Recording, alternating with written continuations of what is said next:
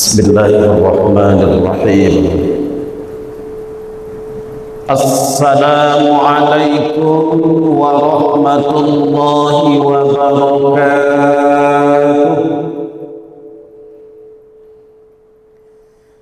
الحمد لله الذي أنزل القرآن هدى للناس وبينات من الهدى والفرقان، والصلاة والسلام على حبيب الرحمن. أشهد أن لا إله إلا الله خالق العالم، وأشهد أن سيدنا ونبينا محمدا عبده ورسوله صلى الله عليه وسلم.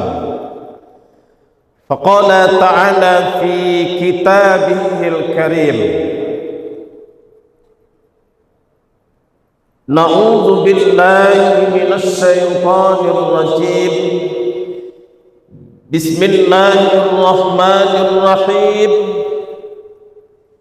اقرأ باسم ربك الذي خلق، خلق الإنسان من علق. اقرأ وربك الأكرم الذي علم بالقلم، علم الإنسان ما لم يعلم. صدق الله المولانا العظيم. Bapak-bapak, ibu-ibu, saudara-saudara kaum muslimin dan muslimat, jamaah salat zuhur yang berbahagia. Alhamdulillahirabbil alamin. Segala puji dan syukur kita aturkan kehadirat Allah Subhanahu wa taala. Allahumma sholli wa sallim ala sayyidina Muhammad wa ala ali sayyidina Muhammad. Selawat beserta salam kita kirimkan buat junjungan Nabi besar Muhammad sallallahu alaihi wasallam. Bapak Ibu jamaah zuhur yang berbahagia, hari ini episode ke-10 kajian kita berkenaan dengan Masailul Quran, ilmu-ilmu tentang Al-Quran atau juga ulumul Quran, ilmu-ilmu yang berkaitan dengan Al-Quran.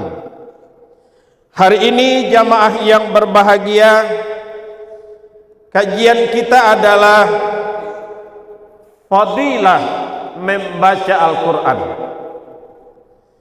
Dasarnya, dalilnya, motivasinya untuk kita membaca Al-Quran, ayat yang pertama kali diturunkan Allah Subhanahu wa ta'ala, surah Al-Alaq ayat 1 sampai 5. Ketika Nabi berada di Gua Hira, kalimat pertama itu adalah Iqra bismi rabbikal ladzi khalaq. Ayat pertama kali turun dan pertanda Nabi itu sudah menjadi Rasul. Perintahnya adalah Iqra, bacalah. Dan Al-Quran itu sendiri secara lughah, secara harfiah, secara etimologi artinya adalah bacaan. Namun bacaannya berbeda dengan bacaan-bacaan yang lain. Karena bacaan Al-Quran itu tidak ada yang sia-sia, namun semuanya ada konsekuensi pahala dari Allah Subhanahu wa ta'ala. Iqra itu perintah. Secara kawaid bahasa Arab ini adalah fi'il amar. perintah. Setiap kalimat perintah dalam Al-Quran, kalau hukumnya tidak wajib, minimal sunat. Namun Iqra di sini hukumnya adalah wajib. Ketika kita telah menyatakan dua kalimat syahadat, kita menjadi muslim, maka Al-Quran menjadi pedoman hidup kita.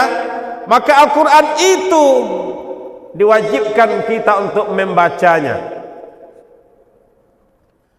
Lalu jamaah yang berbahagia, konsekuensi dari membaca Al-Quran itu, yang pertama kali kita diposisikan sebagai orang yang terbaik.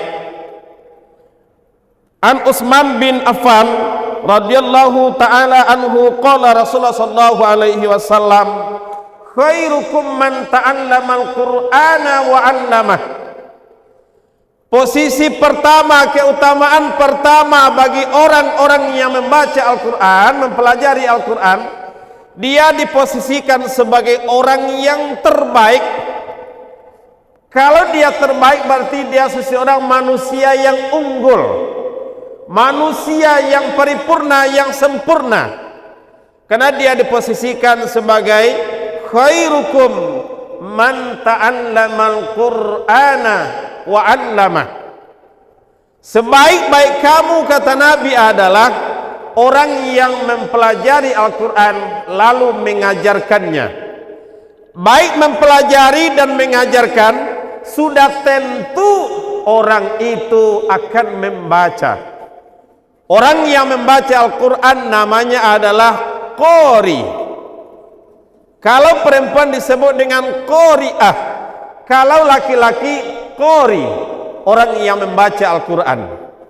Namun ketika sebutan qori dan qori'ah itu dibawa ke MTQ, Musabaqah Tilawatil Quran, qori itu adalah orang yang mampu membaca Al-Quran dengan baik, irama dan tilawah. Kalau secara umum saja jamaah yang berbahagia, kita sudah membaca Al-Quran, itu namanya sudah qori. Namun ketika qori itu direlevansikan dengan MTQ, maka qori itu adalah orang yang sudah sangat baik bacaannya, dan dia sudah mampu dikompetisikan bacaannya. Posisi pertama yang kita dapatkan jamaah yang berbahagia, kita menjadi orang yang terbaik. Dari ayat Iqra yang akhirnya kita menjadi orang yang mengajar dan mempelajari Al-Quran, kita menjadi orang yang terbaik. Hadirin jamaah yang dimuliakan Allah Subhanahu wa ta'ala, setiap huruf Al-Quran yang kita baca ada pahala dari Allah Subhanahu wa ta'ala. Man qara'a harfan minal Qur'an, siapa yang membaca satu huruf dari Al-Quran, falahu asru, dia mendapatkan 10 pahala. Itu kalau hitung-hitungannya dengan angka. Man ja'a bil hasanati falahu asru amsalihah. Secara umum ibadah dinyatakan, siapa yang berbuat satu kebaikan maka 10 pahalanya. Ketika kita mengambil sampah, memungut sampah, lalu dimasukkan ke dalam tong sampah, maka itu ada janji pahala dari Allah 10 pahala, mulai dari awal mengambil sampah sampai sampahnya masuk ke dalam tong sampah. Berbeda dengan ketika kita membaca Al-Quran. Membaca Al-Quran jamaah yang berbahagia, setiap bacaan itu walaupun belum selesai bacaannya, terus diberikan pahala oleh Allah Subhanahu wa ta'ala. Maka jangan dianggap ketika kita membaca alif lam mim itu adalah satu huruf, tetapi itu ada alif lam mim. Maka ketika kita membaca alif lam mim jamaah yang berbahagia, ada 30 pahala yang kita dapatkan. Namun ketika kita tidak lagi bermain angka dalam pahala, maka pahalanya lebih dilipat gandakan dari itu. Ketika kalimat Al-Quran dikalimatkan dengan bacaan yudha'if, dilipat gandakan dengan angka yang tidak lagi kita ketahui, maka ketika kita membaca Al-Quran hanya dengan mengharap ridho Allah, kita baca di dalam sholat, kita baca di dalam sholat di bulan Ramadan, maka pahalanya itu jamaah yang berbahagia tidak lagi bisa dihitung angka per angkanya. Hadirin jamaah yang berbahagia, yang kedua, orang yang membaca Al-Quran dia terbata-bata dan malah dia tersendat-sendat membacanya karena dia baru belajar Al-Quran, maka dia akan mendapatkan falahu ajran, dia mendapatkan 2 pahala dari Allah Subhanahu wa ta'ala. Jadi jangan takut salah ketika kita membaca Al-Quran. Lebih baik kita salah sering membaca daripada tidak mau salah dan juga tidak pernah membaca. Hadirin jamaah yang berbahagia, sebelum kita berlayar ke Pulau Sial, siapkan dulu pakaian. Sebelum kita berselancar di media sosial, bacalah dulu Al-Quran. Sebelum kita main FB, main YouTube, main TikTok, main Instagram, awalilah dulu dengan membaca Al-Quran. Jangan hanya berselancar di media sosial, namun Al-Quran tertinggal. Hadirin jamaah yang berbahagia, maka keutamaan orang-orang yang membaca Al-Quran, ada 15 hadis yang menyatakan keutamaan dan kelebihan orang-orang yang membaca Al-Quran. Namun dalam waktu yang relatif singkat ini, Ustadz hanya bisa menguraikan 2 buah hadis Rasulullah SAW.